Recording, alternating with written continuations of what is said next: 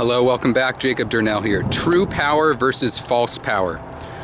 True power gives you freedom to move from one experience to the other without getting tangled up or having to deal with the timeout or the punishment of bondage.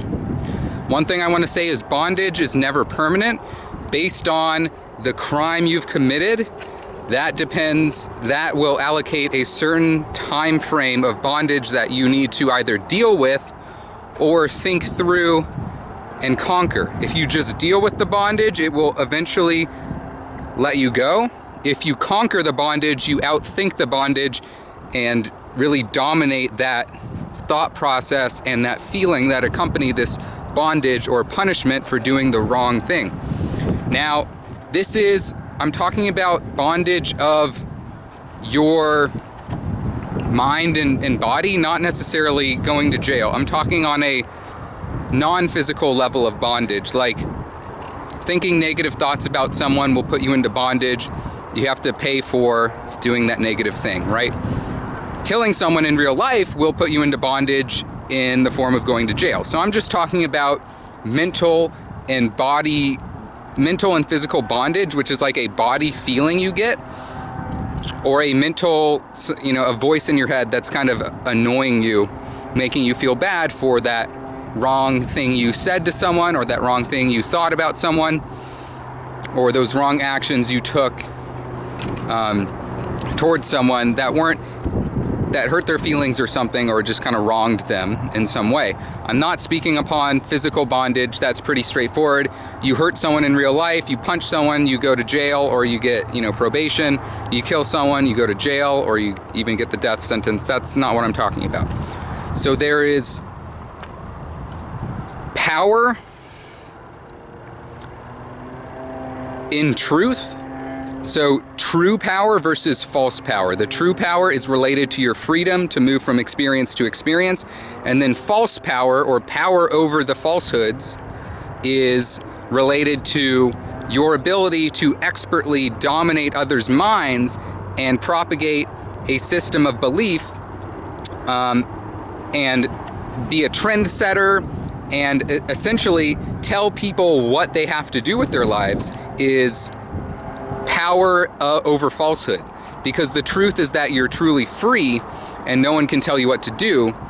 But what occurs is that people want to be in bondage. People prefer falsehood. Most people prefer falsehood, which simply means they want someone to tell them how to live their life so they can play that game and play by those rules and win. True power means you don't play by any rules. You simply exist. You are free to exist. There is no meaning. There is no visceral, intense emotion or feeling. You just simply exist and are in this pure state of existing. You don't really feel much. You don't feel bad. You don't feel good. You simply exist, but you're completely free and untethered. No attachments. That's true power, is freedom. True power is total freedom to be a sovereign, independent being. Sovereign, self-sustaining, right? This immortality and your sovereign, self-sustaining nature is that true power.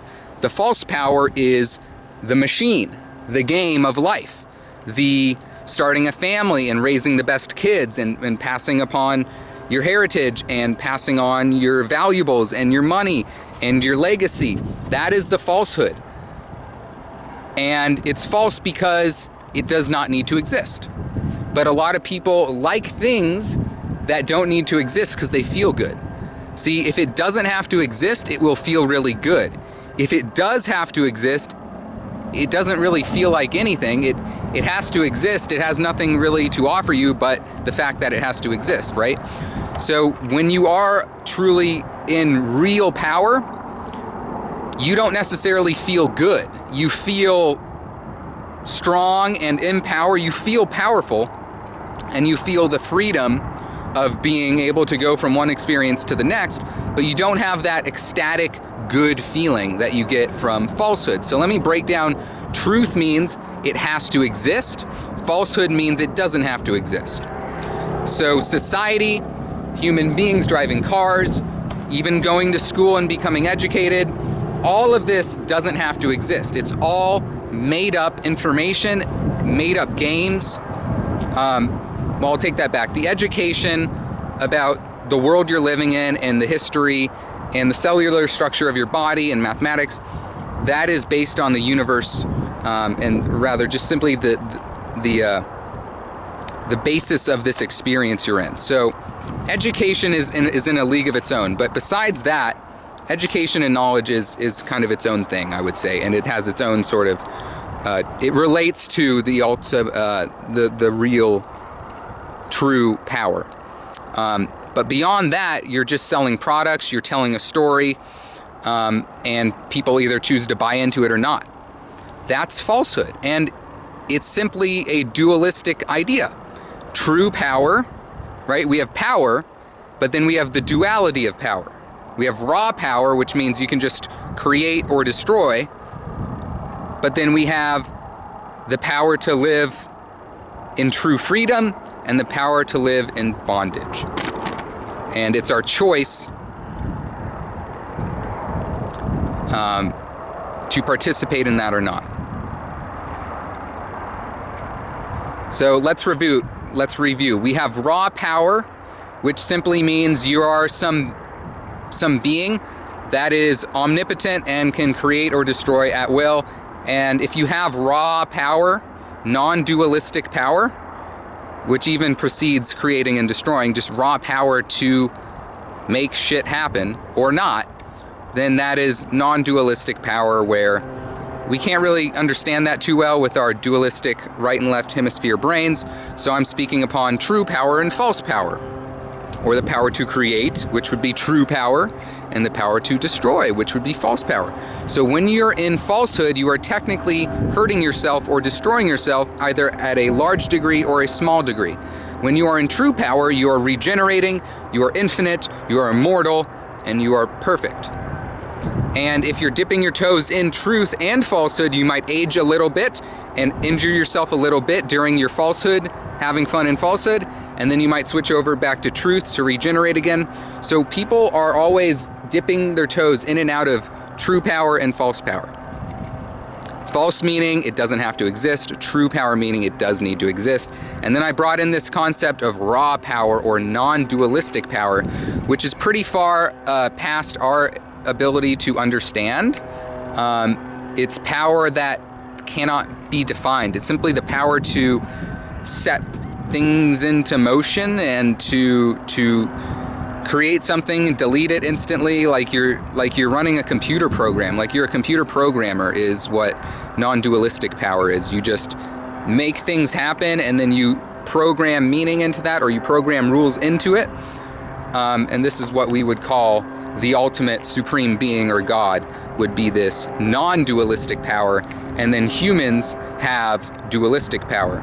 Now, if somehow a human can access non-dualistic power, I don't know exactly how that works, that would be quite the feat, and that human would be like Neo in the Matrix.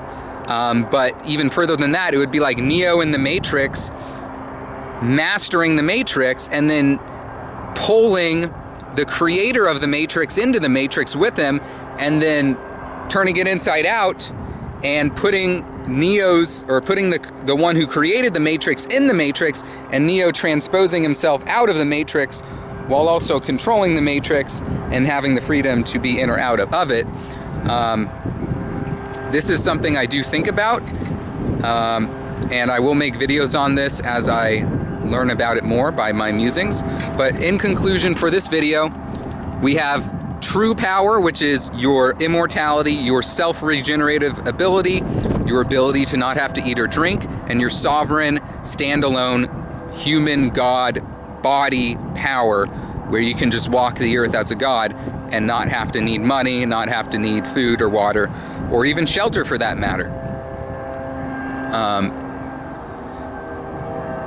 You can just sleep on the beach and stuff like that. And the animals won't try to harm you because they know they can sense you're a god, they can feel that energy. So if you're really in true power, the world is nice to you. The world recognizes your true power and will revolve around you and take care of you.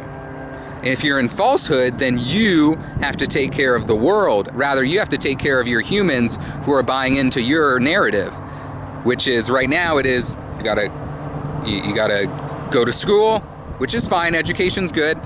You got to get a job, you got to get a car, you got to get a house, you got to pay for stuff, start a family. Nothing wrong with starting a family, but that is the narrative. That's the falsehood narrative. It doesn't actually have to exist. And there's lots of different directions I want to take this, as always, but I'm going to end it here. So we have dualistic power, which is for humans, and then non-dualistic power, which is beyond humans' comprehension. But I'm thinking about it because why not try? So more videos about non-dualistic power. This video is about dualistic power, shutting down, again, true power and false power. True power is your immortality and self-regenerative ability. False power is following the materialism narrative. That's it for the video. Thank you for tuning in. I hope this helps. And I'll see you soon, guys. Thank you for tuning in. Like, comment, and subscribe. Jacob Durnell out. Bye-bye.